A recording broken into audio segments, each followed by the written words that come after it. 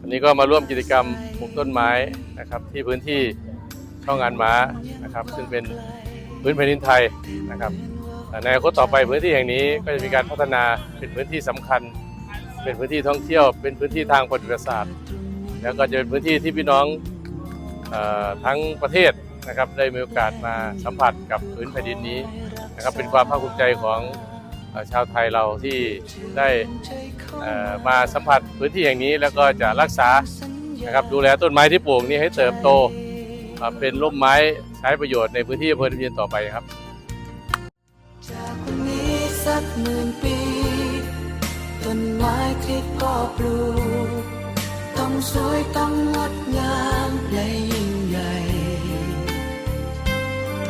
สืบสานและติดตามจากรอยที่พ่อตั้งใจเมื่อเราจะ